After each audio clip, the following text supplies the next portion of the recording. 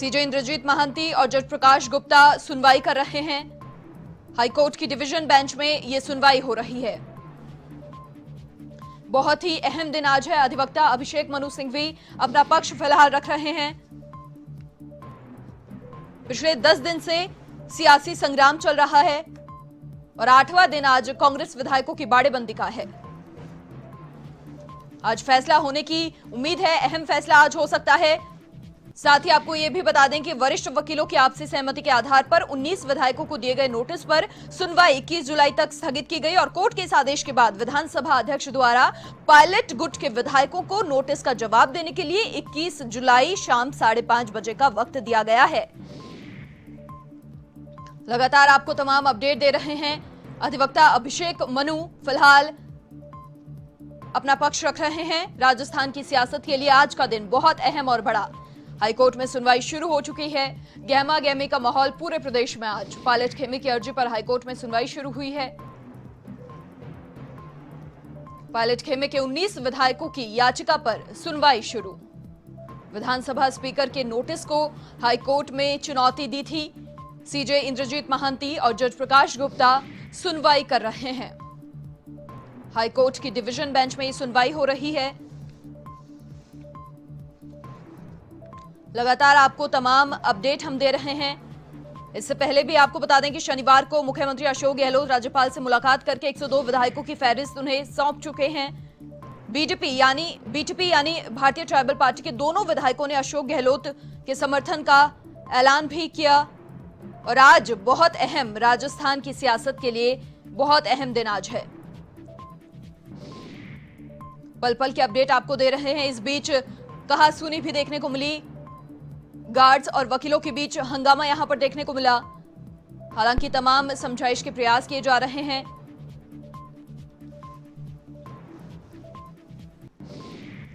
Pilot की याचिका पर हाईकोर्ट में सुनवाई शुरू हो चुकी है। बहुत अहम दिन आज। पायलट गुट के 19 विधायकों की विधानसभा सदस्यता खत्म की जा सकती है अगर याचिका खारिज होती है तो। लेकिन सुनवाई हो रही है। सुनवाई खत्म होने का इंतजार है। क्या फैसला आखिर निकल कर आता है।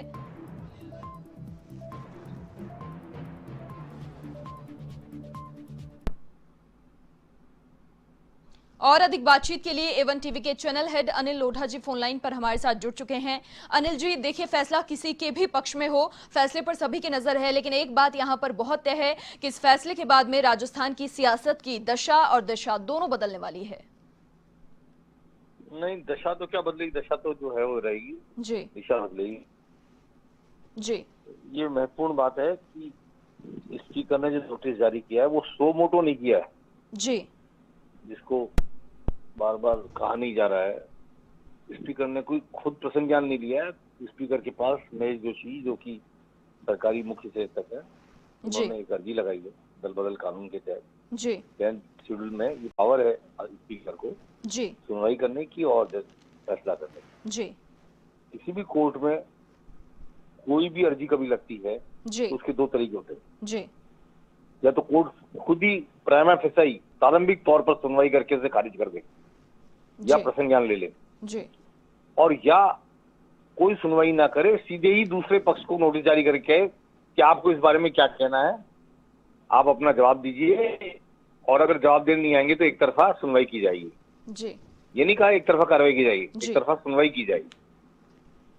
तब भी फैसला तो मेरिट पर ही होगा। जी। अगर महेश जोशी की याचिका में मेरिट नहीं होगी, इनका विवेक कहता है स्पीकर महोदय का, तो वो उसको खारिज भी कर सकते हैं एक तरफा सुनवाई के बावजूद। जी। तो ये 19 विधायकों ने प्रीएम्प्ट किया है। इनको आशंका है कि स्पीकर के पास अगर हम जवाब लेके जाएंगे तो वो फेयर सुनवाई नहीं करेंगे। जी। 10th शेड्यूल के तहत जो कानून है उसमें स्पीकर के पास एक जुडिशियल पावर है। जी। और वो जुडिशियल पावर पहली कोर्ट स्पीकर है। पहली कोर्ट के पास जाई और उसने दूसरे पक्ष को कहा कि आप जवाब दीजिए कि आपका क्या कहना है। जी। और ये कहेंगे हम स्पीकर के पास जाके जवाब नहीं देना चाहते। स्पीकर ने क्यों पूछा हमसे, क्यों नोटिस दिया? जी। स्पीकर तो बिना हमारे जवाब दिए ही इसको खारिज कर दें। तो जो जवाब आप हाई कोर्ट में आके दे रहे हो, स्पीकर के यहाँ भी दे सकते थे जी कि आप इसको खारिज कर दीजिए एक तरफा। तो मैं समझता हूं कि एक जुडिशियल सिस्टम को प्रोसीजर एस्टेब्लिश्ड बाय लॉ जी और ड्यू प्रोसेस ऑफ लॉ, दो लीगल टर्मिनोलॉजी होती है, जी उसको नकारा जा रहा है।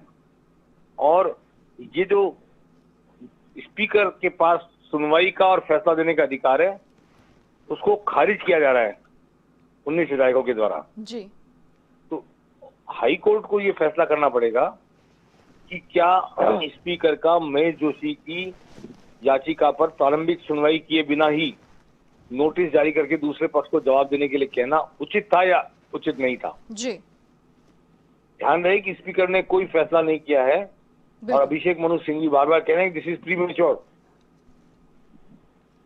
दूसरी ओर हरीश साल्वे का कहना यह है, या पायलट खेमे का कहना यह है, उनके वकीलों का कहना यह कि हम अभी भी कांग्रेस में हैं, हमने कोई पार्टी विरोधी गतिविधि नहीं की है और इसलिए स्पीकर को इसकी सुनवाई करने का ही प्राइमा फेसी राइट नहीं है, क्योंकि प्राइमा फेसी केस नहीं बनता। जी तो ये भी तय हो जाएगा कि कोई अर्जी पेश की गई, उसका प्राइमा फेसी केस बनता है नहीं बनता, ये देखे बिना नोटिस जारी किया जाना चाहिए, नहीं किया जाना चाहिए। जी जहां तक हमारे रिपोर्टर भी कह रहे थे और दूसरे लोग भी कह रहे हैं कि सुप्रीम कोर्ट में जाएगा जो पक्ष हारेगा, बिल्कुल वो भी हो सकता है।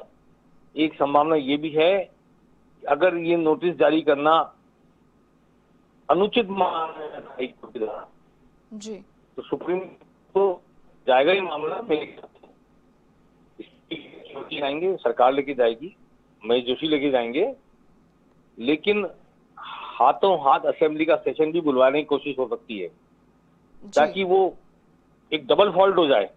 जी जो टेनिस में होता है डबल फॉल्ट, एक फॉल्ट पहले विप का उल्लंघन हुआ, लेकिन उस विप को अगर क्वेश्चन किया जा रहा है और वो मेंटेनेबल है कि नहीं है in the eye of law, जी तो दूसरा विप जारी करके विधानसभा परिसर में विधायक दल की बैठक बुलाई जाए, उसमें वो अनुपस्थित हों तो वो भी उल्लंघन माना जाए। तीसरे एक बार विधानसभा बुलाई जाए, शक्ति परीक्षा हो जाए, जी तो नहीं आए या गलत, तो वो उल्लंघन हो जाए और फिर दलबदल कानून के क्रिसिस में वो फंस जाए। जी ये भी कोशिश आगे चलकर हो सकती है। जी जी अनिल जी, देखिए राजस्थान के सियासी रण में हर पल ऐसे मोड़ आ रहे हैं, एक नई पहेली उभरकर सामने आ रही है जिसे समझना थोड़ा मुश्किल है। आप किस प्रकार से सियासी गणित को देखते हैं? देखिए, ये मल्टीपल फ्रैक्चर्ड हो गया है, जी जगह जगह से एक्सीडेंट होता है ना, हड्डी टूट जाती है जी, जगह जगह से किसी जी, आदमी की। जी हमारी राजनीति की जगह जगह से हड्डी टूट गई है, जी पॉलिटिकली, कानूनी रूप से, क्रिमिनल तरीके से, जी पुलिस के लिहाज से। जी ये मल्टीपल फ्रैक्चर्ड मानता हूं मैं इसको। जी और एसओजी कार्रवाई कर रही है, विधायकों को ढूंढ रही है, बिल्कुल विधायक मिल नहीं रहे हैं, वॉइस टेस्ट का सैंपल नहीं दे रहे हैं अपराधी, जी टेपिंग हुई है फोन की, जी उस पर सवाल खड़ा कर दिया है। केंद्रीय गृह मंत्रालय ने बिल्कुल पूछा है कि आपने किस प्रक्रिया के तहत किसने टेपिंग की, बताएं, जी क्योंकि केंद्र सरकार के एक मंत्री इसमें इन्वॉल्व है, उनकी आवाज आने का दावा किया जा रहा है। जी तो केंद्र सरकार इन्वॉल्व है कि नहीं है, ये गजेंद्र सिंह की आवाज है कि नहीं, इससे पता चलेगा। जी बीजेपी इन्वॉल्व है या नहीं है, ये भी इस बात से पता लगेगा कि गजेंद्र सिंह की आवाज है या नहीं है। जी और जो सरदार शहर के विधायक और विश्वेंद्र सिंह की भरतपुर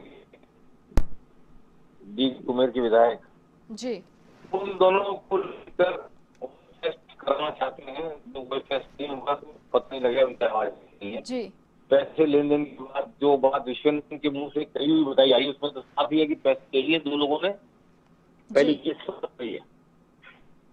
जी एक पॉलिटिकल करप्शन का मामला है, ये एक राजनीतिक द्रोह का मामला है, जी ये एक राजनीतिक महत्वाकांक्षा के फ्रस्ट्रेट होने का मामला है, जी ये राजनीतिक सरकार के पक्ष में और खिलाफ अपने व्यक्तिगत आकांक्षाओं के कारण एक दूसरे के खिलाफ होने का मामला है, जी और ये लीगल मामला भी हो गया है कि स्पीकर को राइट है कि नहीं है, विप का जी। उल्लंघन हुआ है कि नहीं, विप मेंटेनेबल था कि नहीं था। जी अगर विधानसभा के परिसर के बाहर बैठक हो रही है तो वहां विप मेंटेनेबल है कि नहीं है। ये बहुत जी। सारे सवाल हैं जो कानूनी भी हैं, की दृष्टि से भी हैं, करप्शन की दृष्टि से भी है, राजनीतिक महत्वाकांक्षा की दृष्टि से भी है, जी डेवलपमेंट की दृष्टि से भी है, पार्टी की विचारधारा की दृष्टि से भी है, जी और इससे आगे कांग्रेस के भीतर बुजुर्ग और युवा की लड़ाई के रूप में भी है। जी तो इस बहुआयामी मल्टी डायमेंशनल संग्राम में कौन कौन हताहत होगा, किसको चोट पहुंचेगी, किसकी महत्वाकांक्षा हर्ट होगी, जी कौन राजनीतिक रूप से धराशायी होगा, जी कौन क्रिमिनली धराशायी होगा, कौन लीगली धराशायी होगा, ये सारे अलग अलग मोर्चों पर, अलग अलग मंचों पर ये चीजें तय होंगी। जी और हर मंच पर होने वाले फैसले का, हर मोर्चे पर तय होने वाले फैसले का अपना अपना महत्व होगा, जी और हर पर सबकी निगाह है, पूरी जनता की, देश की। जी प्रदेश कोरोना की महामारी से जूझ रहा है, 900 लोग प्रतिदिन आ रहे हैं बिल्कुल पॉजिटिव, और ऐसे वक्त में सरकार को अपना वजूद बचाने के लिए जी लड़ना पड़ रहा है। और जो कोरोना से लड़ाई कोई कहे ना कहे, लेकिन मानना पड़ेगा कि स्थगित सी हो गई है। जी जो सरकार, चुनी हुई सरकार है, वो जनता के प्रति जो प्रतिबद्धता और दायित्व निभा रही थी जी कोरोना के पूरे लॉकडाउन काल में, आज जी। वो सरकार अपने वजूद को बचाने के लिए एक होटल में है, विधायकों को साथ लेकर।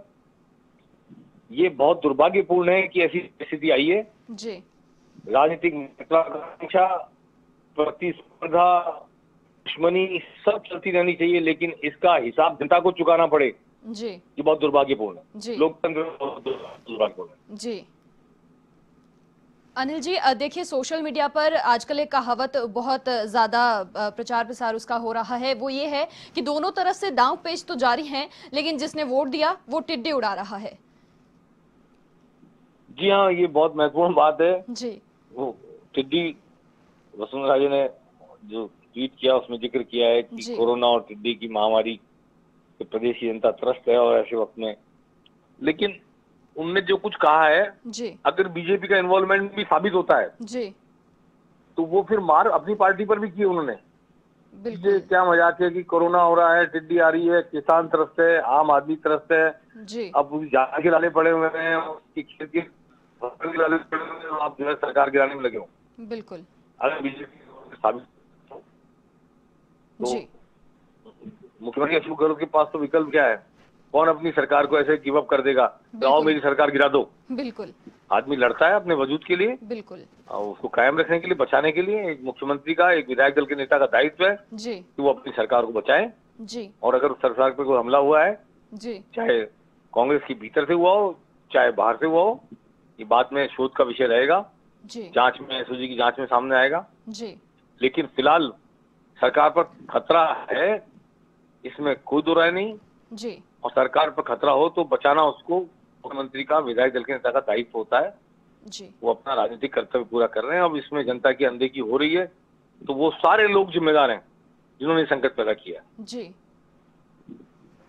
अनिल जी, बहुत शुक्रिया तमाम बातचीत के लिए आपका। तो देखिए, राजस्थान की सियासत का आज अहम दिन है। हमारे चैनल हेड ने भी पूरी विस्तृत सियासी गणित को आप तक पहुंचाया, समझाया।